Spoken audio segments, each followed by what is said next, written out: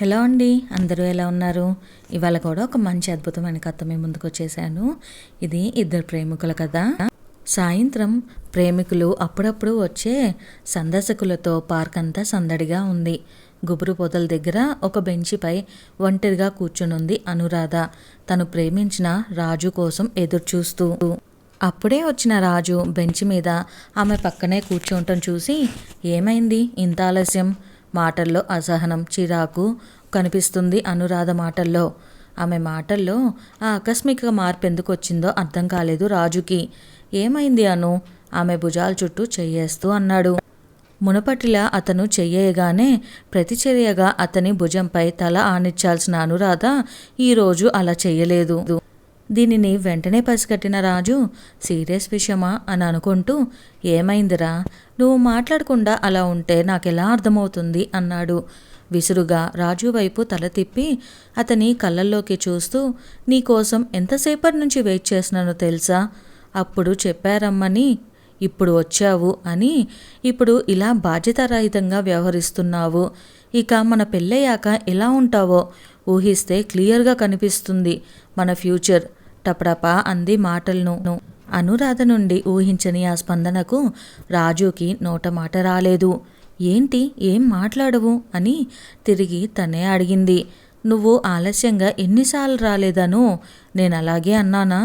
వచ్చేటప్పుడు కాస్త ఆలస్యమైంది అని మెల్లగా అని తిరిగి అసలు విషయం ఏంట్రా అని అనునయంగా అడిగాడు.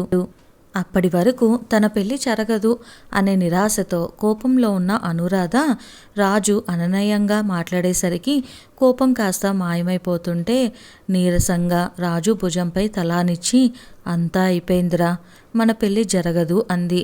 భుజంపై తల పెట్టిందేంటే కోపం పోయినట్టే అని మురిశాడు రాజు. కానీ అంతలోనే బాంబులా పేలిన అనురాధ మాటలకు అదిరిపడుతూ, వాట్ అని అరిచాడు. నేను ఆలస్యంగా వచ్చానని మన ప్రేమకి స్వస్తి పలుకుతున్నావా? ఇది అన్యాయం అను, చాలా అన్యాయం అని కోపంగా అన్నాడు. ఏహే ఆప, నువ్వు లేటుగా వచ్చావని కాదు అంది స్టడీగా కూర్చుంటూ. మరి నాన్న ఒప్పుకోరని అంత ఖచ్చితంగా నీకెలా తెలుసు? నీకు తెలుసు కదా మనిద్దరి కులాలు వేరని. నాన్న ఒప్పుకోరు రాజు. నిన్నో సినిమా చూశాము, అందులో హీరో హీరోయిన్లు ప్రేమించి పెళ్లి చేసుకుంటారు. వట్టి సినిమా చూసే, ఇలాంటి సినిమాలు చూసే పిల్లలు పాడైపోతున్నారు. అసలు ప్రేమించుకుంటున్నాం గీమించుకుంటున్నాం అనే వాళ్ళని నరికి పోగులు పెట్టాలి. అప్పుడు కానీ ఇంకెవరు ప్రేమ జోలికి పోరు అన్నారు నాన్నగారు చాలా కోపంగా. ఇక మన విషయం తెలిస్తే నాన్న రియాక్షన్ ఎలా ఉంటుందో ఊహిస్తేనే భయమేస్తుందిరా. అసలు విషయాన్ని చెప్పింది అనురాధ తేలిగ్గా నిట్టూరుస్తూ. ఓస్, ఇంతదానికేనా? సినిమా చూసి ఏదో ఆవేశంలో అనుంటారులే. నువ్వు దీన్నే సీరియస్గా తీసుకొని మీ నాన్నే మన పెళ్ళి వద్దన్నట్లు డెసిషన్ తీసుకొని విడిపోదామంటే ఎలారా అన్నాడు. నీకు తెలియదురా, నాన్న గురించి నాకు బాగా తెలుసు. ఒకసారి ఏదైనా మాట అన్నాడంటే అన్నట్టే చేస్తారు అని రాజు కళ్ళలోకి చూస్తూ, నాకంటే ఎక్కువగా నిన్నే ప్రేమిస్తున్నాను రాజు. నీకేదైనా జరగకూడని జరిగితే నేను తట్టుకోలేను. అందుకే ప్లీజ్ మనం విడిపోవడమే అటు నీకు ఇటు నాకు మంచిది అంది. ఇంకా మాట్లాడి ప్రయోజనం లేదు రాజు, నేను బయలుదేరుతున్నా అని లేచింది నడుస్తూ. ఇక నన్ను మర్చిపోరాజు అంది బుగ్గల మీద జారుతున్న కన్నీళ్లను తుడుచుకుంటూ. రాజు అనురాధ వినపడేటట్టు గట్టిగా అరుస్తూ, మన పెళ్ళికి మీ నాన్న ఒప్పుకుంటే నీకు ఓకేనా అన్నాడు. వేగంగా అడుగులేస్తున్న అనురాధ మొహంలో ఆనందం. నడకాపి తల తిప్పి రాజు వైపు చూసింది. అతని వైపు ఆరాధనగా చూస్తూ తలూపింది ఓకే అన్నట్టు. కానీ అంతలోనే తండ్రి గుర్తొచ్చి నిరాశతో అక్కడుండి వెళ్ళిపోయింది. తర్వాతి రోజు ఉదయం సమయం 7 గంటలు కావస్తుంది. ఏదో పని మీద వాకిట్లోకి వచ్చిన పూర్ణిమ యథాతథంగా చుట్టూ చూసింది. ఇంటి ముంగల్లో రోడ్డు మీద జనాలు ఏదో గుసగుసగా మాట్లాడుకుంటూ ఎదురింటి సత్యనారాయణ ఇంటి వైపు చూస్తున్నారు. ఏమైందో అర్థం కాలేదు పూర్ణిమకు. పక్కింటికెళ్తున్న పని మనిషిని లీలా కనపడగానే లీలా అంటూ పిలిచి, ఏంటమ్మా అంటూ వచ్చింది లీలా. ఏమైందే, వీధిలో జనాలందరూ ఏదో మాట్లాడుకుంటున్నారు అని చిన్నగా అడిగింది పూర్ణిమ. ముక్కు మీద వేలేసుకుంటూ, మీకు తెలీదా అమ్మా, ఎదురింటి సత్యనారాయణ కూతురు వాణి లేదు, ఆ పిల్ల లేచిపోయిందంట అంది. పూర్ణిమ అది వినగానే అవునా అంటూ నోరెళ్ళబెట్టింది. ఎవరినో కులంగాని పిల్లగాన్ని ప్రేమించిందంట. ఇంట్లో చెప్తే తల్లిదండ్రులు ఒప్పుకోలేదట. ఇంకేముంది, తెల్లారి లేవగానే ఆ పిల్లగానితో లేచిపోయింది అని చెప్పింది లీలా. ఏం మాయరోగం వచ్చిందే పిల్లకి అంటున్న పూర్ణిమ గుమ్మంలో అలికిడి కావటంలో వెనక తిరిగింది. ఎప్పుడొచ్చాడో తెలియదు కానీ గుమ్మంలో నిలబడిన ఆమె భర్త రాధారాం సరే లీలా నువ్వెళ్ళు అని వెనుదిరిగి భర్త దగ్గరకు వచ్చింది. ఇది విన్నారు అంటూ లీలా చెప్పిందంతా చెప్పి, అంత పని చేసిందేంటండి ఆ పిల్ల, లక్షణంగా ఉండేది, చీచి ఇంతకి బరి తెగిస్తుంది అనుకోలేదు అంది భర్తతో. సత్యనారాయణ రాధారాం చిన్ననాటి మిత్రుడు. అంతా విన్న రాధారాం క్షణం కూడా అక్కడ నిలబడలేకపోయాడు. సత్యనారాయణ ఇంటికెళ్ళొస్తానుండు అంటూ తక్షణమే అక్కడి నుండి కదిలాడు. ఏదో లోలోనే గొనుక్కుంటూ ఇంట్లోకి నడిచింది పూర్ణిమ. స్నేహితుడితో మాట్లాడి గుమ్మం దాటుతున్న రాధారాంకి అటుగా రోడ్డు మీద మాట్లాడుకుంటూ వెళ్తున్న వారి మాటలు వినపడ్డాయి. కూతురు గురించి గొప్పలు పోయేవాడు. చదువులో ఫస్టు, దానిలో ఫస్టు అని లేచిపోవటంలో కూడా ఫస్టే అయ్యింది ఈ గల్లీలో అనడం, దాంతో మిగతా వాళ్ళంతా గొల్లున నవ్వటం. రాధారాం వెనకే వచ్చిన సత్యనారాయణ విన్నాడు. వాళ్ళు మాటలు భరించలేక మౌనంగా లోపలికి వెళ్ళిపోయాడు. వాళ్ళన్న మాటలకు అవమానంతో మిత్రుడు ఇంట్లోకి వెళ్ళడం చూసి తట్టుకోలేకపోయింది రాధారాం హృదయం. చీచి ఏం మనుషులు వీళ్ళు, కూతురు చేసిన పని కంటే వీళ్ళ మాటలే వాణ్ణి ఎక్కువ కుంగదీస్తున్నాయి.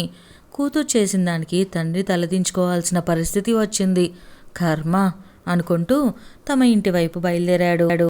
సోఫాలో కూర్చున్న భర్తతో వెళ్ళారా అడిగింది పూర్ణిమ. ఊ అంటూ ఇందాక బయట జరిగింది చెప్పి, తప్పంతా ఆ పిల్లదే, కులంగాని వాణ్ణి ప్రేమించడమే కాకుండా వారితో లేచిపోయి చాలా పెద్ద తప్పు చేసింది. తల్లిదండ్రులను బయట ముఖమెత్తుకోకుండా తిరగనివ్వకుండా చేసింది. అయినా ఆ పిల్లనని ఏం లాభం, మాయమాటలు చెప్పి ఆ పిల్లను వల్లో వేసుకున్న ఆ వెధవని 4 తన్నాలి ముందు అన్నాడు కోపంగా. అనురాధకి రాజు ఫోన్ చేసి ఇవాళ ఆమె నాన్నతో తమ పెళ్లి గురించి మాట్లాడతానని చెప్పాడు. ఆ ఆనందంలో హాల్లోకి వచ్చిన ఆమెకి ఎదురింటి వాణి విషయంలో తండ్రి అంటున్న మాటలు వినగానే గుండె జారినట్టయింది. సమయం 8:30. బ్రేక్ఫాస్ట్ ముగించి టేబుల్ ముందు నుండి లేస్తుండగా రాధారాం మొబైల్ మోగింది. వాష్ బేసిన్లో త్వరగా చేయి కడుక్కొని ఫోన్ రిసీవ్ చేశాడు. రాధారాం ముఖంలో సీరియస్గా మారటంతో పూర్ణిమ, అనురాధ తినడం మానేసి అతన్నే చూస్తున్నారు. కాల్ కట్ చేసి పూర్ణిమ నేను వెళ్తున్నా అంటూ వేగంగా గుమ్మం దగ్గరకు వెళ్ళి చెప్పులేసుకున్నాడు.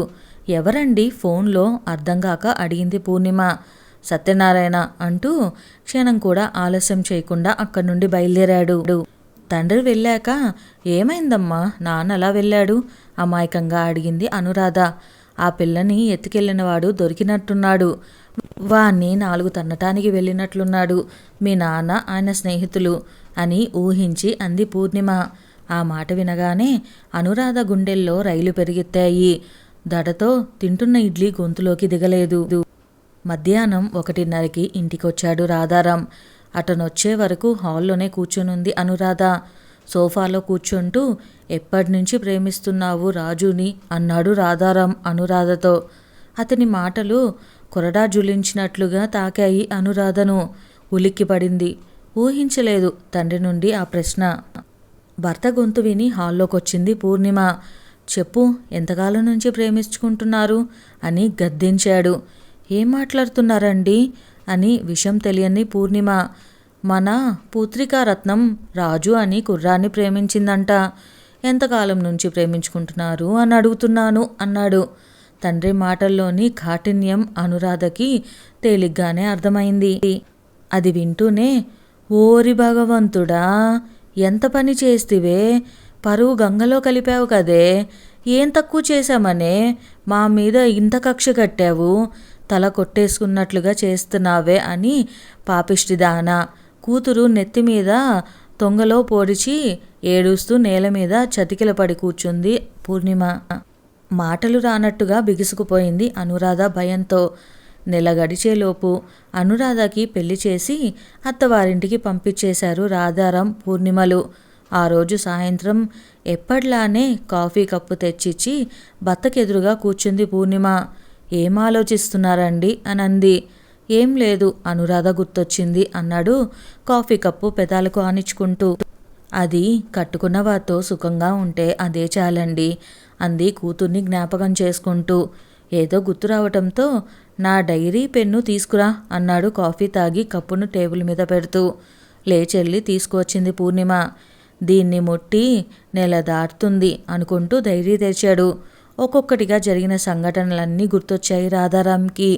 వాటిని అక్షరాలుగా మలిచి డైరీలో రాయటం మొదలుపెట్టాడు. అందరిలా ఆలోచించే తండ్రినే నేను కూడా. కానీ నా ఆలోచన మారింది అని రాసే కంటే ఓ సంఘటన మార్చింది అని రాయటం కరెక్ట్. వాణి కులంగాని అబ్బాయిని ప్రేమించి లేచిపోయిందని తెలిసినప్పుడు ఆ పిల్ల తల్లిదండ్రులు ఎంత బాధపడ్డాడో, బాధతో వాళ్ళని ఎంత దూషించారో కళ్ళారా చూసినా నాకే తెలుసు. కులం, మతం అంటూ వీటినే చూస్తూ కనిపెంచిన పిల్లలను వదులుకోవటానికి కూడా సిద్ధపడ్డ వాణ్ణి ఆమెను ప్రేమించిన అబ్బాయి తల్లిదండ్రులకు ఆ రోజు ఓ కాల్ వచ్చింది. ఆ ప్రేమ జంట విషం తాగి ఆత్మహత్యకు పాల్పడ్డారని, ప్రస్తుతం వాళ్ళు ఆసుపత్రిలో ఉన్నారని. ఆ కాల్ ఎవరు చేశారో, ఎందుకు చేశారో తెలియదు కానీ ఆ దేవుడే చేయించాడనిపించింది నాకు ఫోన్ చేసి ఇంటికి రమ్మన్నాడు నారాయణ. వాణి ఆత్మహత్యకు పాల్పడిందని విన్నా నాకే బాధ అనిపిస్తే కని పెంచిన ఆ తల్లిదండ్రులు ఎంత బాధపడుండాలి. వాళ్ళని చూస్తే నా గుండె తరుక్కుపోయింది. ఎంత ఏడ్చారో. వాళ్ళిద్దరి ముఖాలు పాలిపోయాయి. అప్పుడు వాడు నాతో, ఒరే, వాణి చేసిన పనికి కోపం వచ్చిన మాట నిజమే, కానీ అదంతా అగత్యానికి ఒడిగడుతుందని అనుకోలేదురా. పరువు, ప్రతిష్ట, కులాలు, మతాలు అంటూ నా కూతుర్ని దూరం చేసుకున్నాను కదరా. ఒరే, నాకు నా కూతురు కావాలిరా. చిన్న పిల్లాడ్లా ఏడుస్తూ అన్న వాడి మాటలు నా గుండెల్ని కదిలించాయి. మేమంతా హాస్పిటల్కి వెళ్ళేసరికి వాణి ప్రేమించిన అబ్బాయి తల్లిదండ్రులు ఉన్నారు. అప్పుడు తెలిసిన నిజమేంటంటే ఆత్మహత్య చేసుకుంది వీరు పిల్లలు కాదని. ఆ విషయం తెలిసేసరికి ఆ ఇద్దరి తల్లిదండ్రులు సంతోషంతో ఒకరికొకరు కులాలు పక్కన పెట్టి ఆలింగనం చేసుకున్నారు. అదే క్షణాన వాళ్ళ పిల్లలకు పెళ్లి చేయాలని నిర్ణయించుకున్నారు. ఆ సంఘటన నా కళ్ళు తెరిపించింది. ఏ కులమైనా ఏ మతమైనా బ్రతికుంటేనే కదా అవన్నీ ఉండేది. చనిపోయాక అసలు ఆత్మ ఉంటుందో లేదో కూడా తెలీదు. ఒకవేళ ఆత్మ ఉన్నా అది ఎక్కడికి వెళ్తుందో కూడా ఎవ్వరికీ తెలీదు. అలాంటప్పుడు బ్రతికున్నప్పుడు వీటన్నిటినీ ఎందుకు పట్టించుకోవాలి? ప్రతి ఒక్కరిని నాలాంటి మనిషే కదా అన్న భావంతో ఎందుకు చూడకూడదు? ఈ ప్రశ్న తలెత్తగానే మానవ జన్మకి అర్థమేంటో నాకు అప్పుడు అర్థమైంది. అదేంటంటే కులాలు, మతాలు ముఖ్యం కాదని, ప్రతి మనిషిలో ఉండే మంచి చెడులే ముఖ్యమని తెలుసుకున్నాను. అంతేకాదు, ఇదివరకు నేను యువతీ యువకుల ప్రేమ పెళ్ళిళ్లను ద్వేషించేవాణ్ణి. కానీ అది తప్పని తెలుసుకున్నాను. ప్రేమకి కులాలతో, మతాలతో పని లేదు. అది మనసుతో మాత్రమే ముడిపడుతుంది. హాస్పిటల్ నుండి ఇంటికి బయలుదేరి వస్తుండగా దారిలో పరిచయం లేని ఓ అబ్బాయి కలిశాడు. తనకు తాను పరిచయం చేసుకొని అతను, నా కూతురు ఇద్దరూ ప్రేమించుకుంటున్నారని చెప్పాడు. అది విన్న నేను క్షణకాలం పాటు నేను ఇప్పటి వరకు జరిగిందంతా, ఆలోచించిందంతా మర్చిపోయి ఆవేశానికి లోనయ్యాను. కానీ అంతలోనే తేరుకొని సత్యనారాయణ చేసిన తప్పు నేను చేయకూడదనే నిర్ణయానికి వచ్చా. మనం పెట్టుకున్న ఈ కుల మతాలన్నీ కూతుర్ని బలి చేయాలనుకోలేదు. అందుకే ఆ అబ్బాయి గురించి అన్నీ తెలుసుకొని నా కూతురికి ఆ అబ్బాయి తగిన వరుడని నిర్ధారించుకున్నాక ఇద్దరికీ సంతోషంగా పెళ్లి జరిపించాము అంటూ రాయటం ముగించి డైరీ మూశాడు. పక్కనే టేబుల్ మీదున్న ఫోటో చేతిలోకి తీసుకొని చూస్తూ ఆ ఫోటోలో చిరునవ్వులు చిందిస్తూ ఉన్న అనురాధ, రాజులను చూస్తూ మురిసిపోయాడు. ఇక్కడ మనం తెలుసుకోవాల్సింది, అటు తల్లిదండ్రులు ఇటు పిల్లలు ఇద్దరూ వారి వారి బాధ్యతలు, ఒకరి కోసం ఒకరు బతకడం తెలుసుకోవాలి. పిల్లలు ప్రేమించుకుంటాం తప్పు కాకపోవచ్చు, కానీ అది పెద్దవాళ్ళకు ఇష్టం లేకపోయినా, లేదా వాళ్ళని ఎదిరించో, పారిపోయో, లేదా చనిపోయో ఇలాంటివి కాకుండా వాళ్ళని ఒప్పించటానికి చూసి అలా చేసుకుంటే అందరూ ఆనందంగా ఉంటారు. అలానే పెద్దవాళ్ళు కూడా పిల్లలు ప్రేమించారు అనగానే కోపంతో ఊగిపోయి చేయగోంది చేసేసి వాళ్ళు తప్పుడు నిర్ణయాలు తీసుకునేలా చేయటం కంటే ఒకసారి వాళ్ళు కూడా కరెక్ట్ ఏమో, అటు అమ్మాయి కానీ అబ్బాయి కానీ వారికి సరిపోతారేమో ఒకరికొకరు అని ఆలోచించి ఎంక్వైరీ చేసుకొని అంతా మంచిగా ఉంటే వాళ్ళిద్దరికీ పెళ్లి చేయటంలో తప్పేం లేదు అనే ఉద్దేశంతో ఇద్దరూ సామరస్యంగా ఉంటేనే ఏవైనా కానీ కరెక్ట్గా జరుగుతాయి. పెళ్ళి అనగానే కులం మతమే కాకుండా మనుషులు వారి ప్రేమ ఇవన్నీ కూడా చూసుకుంటాం మంచిది. ఈ కథ మీ అందరికీ నచ్చిందా? నచ్చితే వీడియోకి ఒక లైక్ చేసేయండి. అలానే మన ఛానల్ని సబ్స్క్రైబ్ చేసుకుంటాం అస్సలు మర్చిపోకండి. ఒకసారి మిగిలిన కథలు కూడా చూసేయండి. Thank you.